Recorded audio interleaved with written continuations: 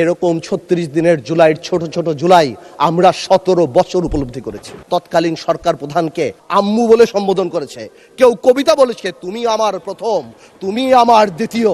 আমার দেশ নেত্রী খালেদা জিয়ার বিচারের রায় গণভবনের বারান্দায় বসে লেখা হয়েছে, মাননীয় প্রধানমন্ত্রী তারেক রহমান সাহেব বাংলাদেশের ইতিহাসের সবচেয়ে খারাপ সময় বাংলাদেশের দায়িত্ব নিয়েছে। আওয়ামী লীগ আমলে কোনো অব্যবস্থা হয় নাই বিদ্যুৎ খাতে, আওয়ামী লীগ আমলে হয়েছে লাগামহীন দুর্নীতি আর চুরি বিদ্যুৎ খাতে। আর্টিফিশিয়াল ক্রাইসিস ক্রিয়েট করা হয়েছে মাননীয় স্পিকার, গ্যাস উত্তোলন করা হয় নাই বাপেক্স দিয়ে, ফেয়ার করা হয়েছে তৌফিক এলাহি সাহেবকে দিয়ে, যেটা ছিল সম্পূর্ণ একটা bluff.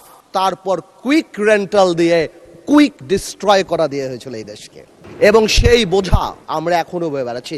ইয়াবাবদি who is a Pablo Escobar, সবচেয়ে বড় ড্রাগ লর্ড এই দেশের, তাকে এখানে বসানো হয়েছিল, মমতাজকে বসানো হয়েছিল।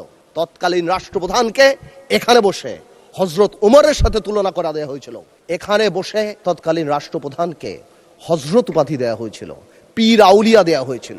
আপনি এখানে বসা, যদি মেজর হাফিজ সাহেব থাকতো আমি বলতাম ২০০৯ সালে আমি ওনার বাই ইলেকশন করতে গিয়েছিলাম, ধানের শীষের ভোট দেওয়ার জন্য এক কর্মীর বুড়া আঙ্গুল কেটে দেওয়া হয়েছিল।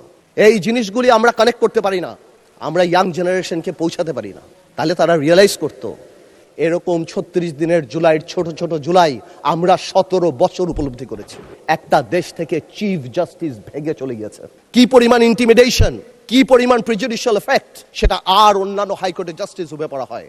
আমার দেশ নেত্রী খালেদা জিয়ার বিচারের রায় গণভবনের বারান্দায় বসে লেখা হয়েছে, যেখানে লক্ষ কোটি টাকা এক একটা মন্ত্রী ৭০০ বাড়ির মালিক দুবাইতে হয়েছে। আজকে মাননীয় প্রধানমন্ত্রী বসা, উনার রায়ও হয়তো গণভবনের কোনো করিডোর থেকে রাখা হয়েছিল। বাংলাদেশের ব্যবসায়ীরা, আমরা এও শুনেছি বড় বড় ব্যবসায়ীরা তৎকালীন সরকার প্রধানকে মা আম্মু বলে সম্বোধন করেছে, কেউ কবিতা বলেছে তুমি আমার প্রথম, তুমি আমার দ্বিতীয়। আপনারা শুনেন নাই? আমরা শুনেছি। হাউ ডিসগাস্টিং একটা দেশের সিস্টেম, কিভাবে শিক্ষা মন্ত্রণালয়, আপনি চিন্তা করেন, আপনি যদি if you go to YouTube and search I am GPA 5, আপনার লক্ষ লক্ষ ছেলেপেরা জিপিএ 5 পেয়েছে, যারা বলতে পারে না ইংরেজিতে যে আই অ্যাম জিপিএ 5। এরা যদি বিদেশে যায় মাননীয় স্পিকার, এদেরকে শো ইউর পাসপোর্ট বললে এরা পাসপোর্ট বুকে নিয়ে শুয়ে পড়বে মাননীয় স্পিকার। সিস্টেমেটিক্যালি এই দেশকে এমন ভাবে নষ্ট করা হয়েছে।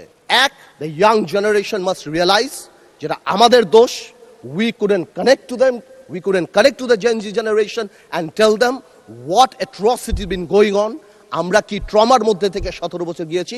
আরেকটা রিজন বোঝা দরকার, মাননীয় প্রধানমন্ত্রী তারেক রহমান সাহেব বাংলাদেশের ইতিহাসের সবচেয়ে খারাপ সময় বাংলাদেশের দায়িত্ব নিয়েছে। বাংলাদেশের প্রধানমন্ত্রী তারেক রহমান সাহেব যখন গণতন্ত্র ক্ষতবিক্ষত, তখন বাংলাদেশের দায়িত্ব নিয়েছে, যখন the whole country system is completely corrupted.